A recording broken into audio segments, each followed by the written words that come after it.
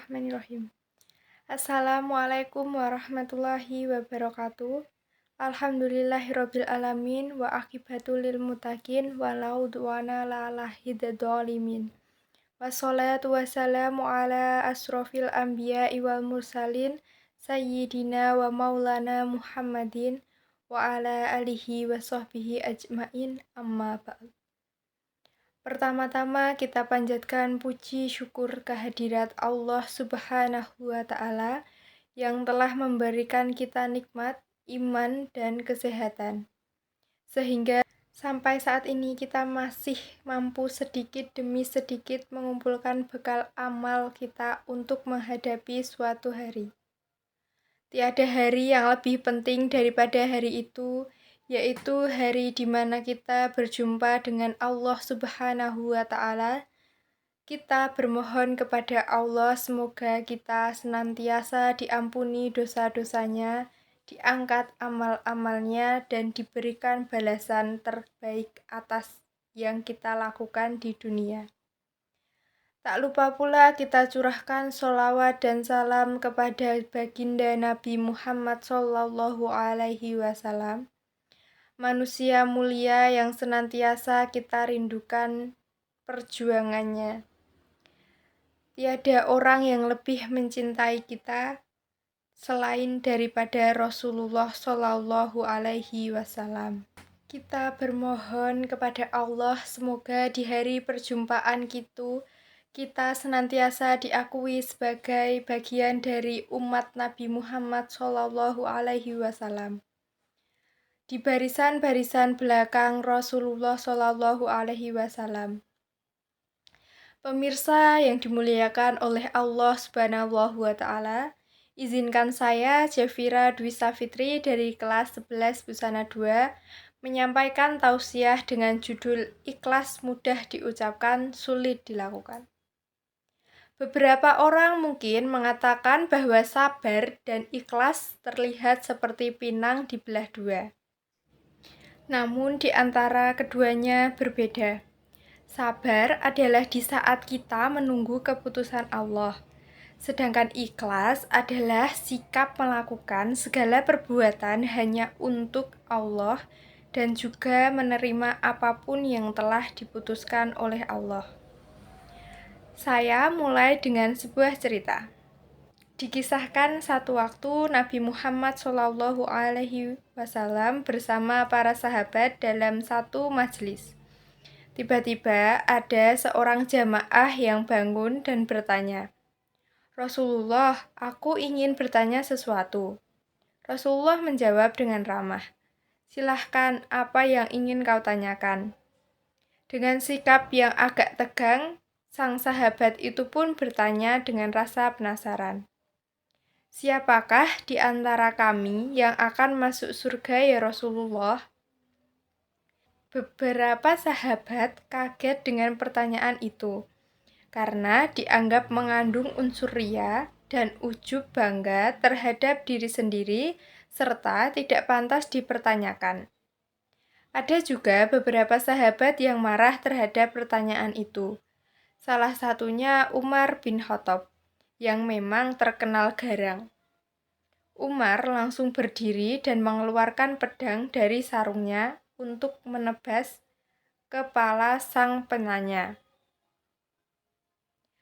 Rasulullah segera memberi isyarat kepada Umar untuk duduk dan Umar pun kembali duduk. Jika Rasulullah tidak memberi isyarat, mungkin kepala orang itu sudah terbang. Rasulullah tersenyum mendengar pertanyaan itu dan kemudian beliau menjawab, "Kalian semua lihatlah ke pintu. Sebentar lagi sang penghuni surga itu akan muncul." Setiap mata sahabat pun langsung menuju ke arah pintu dan diduga hatinya menunggu kedatangan orang itu. Tidak lama kemudian datanglah seorang pemuda sederhana yang mengucapkan salam lalu menggabungkan diri ke dalam majelis.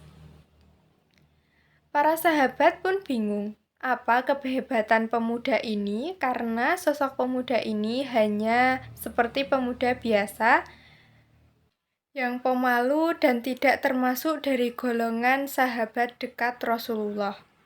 Mereka dengan sabar menunggu penjelasan dari Rasulullah. Rasulullah memberi alasan setiap gerak-gerik dan langkah dari pemuda itu hanya ia ikhlaskan semata-mata mengharapkan keridhaan Allah. Itulah yang membuat Allah suka dan ridho kepadanya. Para sahabat kaget dan tersentak karena banyak yang merasa bahwa segala amal perbuatannya selama ini terkadang tidak semata-mata hanya karena Allah, namun diniatkan untuk hal lainnya. Allah Subhanahu wa Ta'ala berfirman dalam Quran Surat Al-An'am ayat 162. Qul inna sholati wa nusuki wa mahyaya wa mamati lillahi rabbil alamin. La syarika la wa bidzalika umirtu wa ana awwalul muslimin. Sesungguhnya sholatku, ibadahku, hidupku, dan matiku hanya untuk Allah, Tuhan semesta alam. Ikhlas adalah intisari dari keimanan seseorang dan kualitas tertinggi kemurnian hati. Karena segala sesuatu yang dikerjakan adalah murni karena Allah dan hanya untuk Allah. Dalam setiap perbuatan, hal yang pertama kita lakukan adalah bertanya kepada diri sendiri apakah niatnya ikhlas untuk Allah atau ada niat lain di belakangnya. Rasulullah bersabda, "Inna ma'al amalu binniyat wal mana likulli amri manawa." Yang sesungguhnya segala amal perbuatan itu bergantung kepada niatnya dan setiap orang akan mendapatkan balasan tergantung pada niatnya. Kita melakukan perbuatan hanya dengan niat karena Allah, maka keridhaan Allah akan kita dapatkan. Tetapi kalau tidak, biasanya kekecewaan yang akan didapatkan. Selain itu, keikhlasan juga bisa dilakukan dengan menerima segala ketentuan yang telah ditetapkan oleh Allah untuk kita. Misalnya, kita ikhlas bersekolah di sekolah yang sebetulnya tidak kita inginkan. Kita ikhlas bekerja di tempat yang gajinya mungkin tidak sesuai dengan harapan. Kita ikhlas menerima ujian dan cobaan yang telah diberikan Allah untuk kita. Dan seharusnya dengan demikian bentuk ikhlas seperti itu akan menuntun kita untuk menjadi hamba yang bersyukur, dan dengan rasa syukur itu maka seperti janji Allah pasti akan ditambah nikmatnya. Dan ingatlah tatkala Tuhanmu memberitahukan sesungguhnya jika kamu bersyukur pasti kami akan menambah nikmat kepadamu. Dan jika kamu mengingkari nikmatku maka sesungguhnya azabku sangat pedih. Quran Surat Ibrahim ayat 7. Keikhlasan harus dilakukan di 3 waktu, yakni sebelum melakukan perbuatan, ketika sedang melakukannya, dan setelah melakukannya. Iblis berkata, "Ya Tuhanku, oleh karena Engkau telah menetapkanku sesat, sungguh akan kuusahakan agar anak manusia memandang indah perbuatan dosa yang tampak di bumi. Dan aku akan sesatkan mereka semua kecuali hamba-hamba yang ikhlas di antara mereka."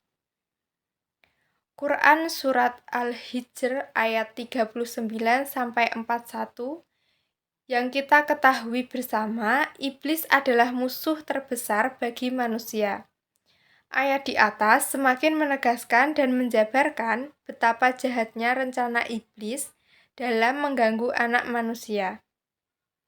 Dia telah berjanji dengan segenap tenaga dan kekuatan untuk menyesatkan seluruh anak-anak Adam yang tidak memiliki keikhlasan dalam mengerjakan sesuatu. Jadi, jika tidak ingin diganggu oleh iblis, laknatullah, maka mulailah untuk melakukan segala perbuatan dengan penuh keikhlasan. Lawan dari ikhlas adalah riya, yaitu melakukan amal perbuatan dengan tujuan agar mendapatkan pujian atau balasan dari orang lain. Riya berasal dari bahasa Arab ro'at yang berarti melihat atau mengatur segala sesuatu agar segala perbuatan yang dilakukan dilihat oleh orang lain. Riya tentunya bukanlah perbuatan yang baik, bahkan Allah menyamakan orang-orang ini dengan ciri khas orang munafik. Allah berfirman, sesungguhnya orang-orang munafik itu menipu Allah dan Allah akan membalas tipuan mereka, dan apabila mereka berdiri untuk sholat, mereka berdiri dengan malas, mereka bermaksud ria dengan sholat itu di hadapan manusia, dan tidaklah mereka menyebut Allah kecuali sedikit sekali.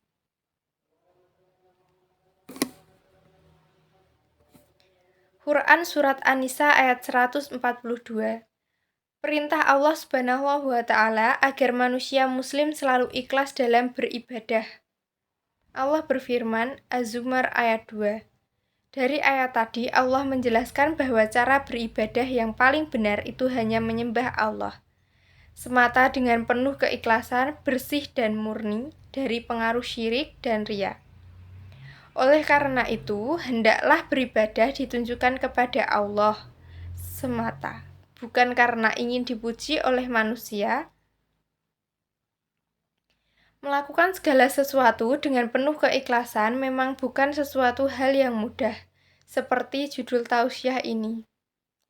Ikhlas memang sesuatu yang mudah diucapkan tapi sulit dilakukan. Tapi tentunya kita harus terus-menerus melatih dan memperbaiki diri kita untuk mengerjakan sesuatu dengan penuh keikhlasan. Tidak mengharapkan sesuatu apapun dari pekerjaan yang kita lakukan, kecuali hanya untuk Allah. Pemirsa yang dimuliakan Allah, hidup dan bergeraknya jasad adalah dengan ruh, maka ruh dari segala amal adalah ikhlas. Tanpa keikhlasan, amal kita akan menjadi hampa. Sebagai contoh, Al-Kulaini berkata, berapa banyak amal yang ditegakkan, berapa banyak pengeluaran dan anggaran dasar yang diberikan untuk membangun sebuah perusahaan, tapi hanya berumur setumpuk jagung. Dan belum sempat mengucapkan untung, namun semua sirna dan hancur. Sebabnya bukan kekurangan tenaga, bukan kekurangan usaha, bukan kekurangan modal, bukan kekurangan perhatian. Tapi semua itu terletak pada kekurangan ikhlas pendiri dan pendukungnya. Ikhlas menjadi ukuran sebesar apa pahala yang kita dapat. Semakin ikhlas seorang dalam beramal, semakin besar juga balasan yang diterima.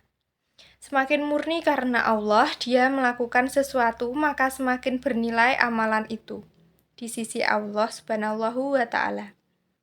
Setelah kita memahami isi dari berlaku ikhlas, maka marilah kita mulai memupuk dan melatih diri kita untuk ikhlas dalam segala hal. Pemirsa yang dimuliakan Allah Subhanahu wa Ta'ala, tausiah ini saya tutup dengan hadis Nabi Muhammad SAW. Aku pernah bertanya kepada Jibril tentang ikhlas. Lalu Jibril berkata, aku telah menanyakan hal ini kepada Allah, lalu Allah berfirman, ikhlas adalah salah satu dari rahasiaku yang aku berikan ke dalam hati orang-orang yang aku cintai dari kalangan hamba-hambaku. Semoga kita semua bisa menjadi pribadi yang dicintai oleh Allah Subhanahu wa Ta'ala. Maka dengan itu kita bisa merasakan nikmat ikhlas yang diberikan Allah. Mudah-mudahan kita menjadi hamba Allah yang muksin. Amin ya robbal alamin. Itu ialah yang dapat saya sampaikan. Semoga bermanfaat bagi kita semua. Tiada satupun yang sempurna, walaupun kecil pasti ada celah dan cacatnya. Terima kasih atas segala perhatiannya. Mohon maaf atas segala kekurangannya. Akhirul kata, wassalamualaikum warahmatullahi wabarakatuh.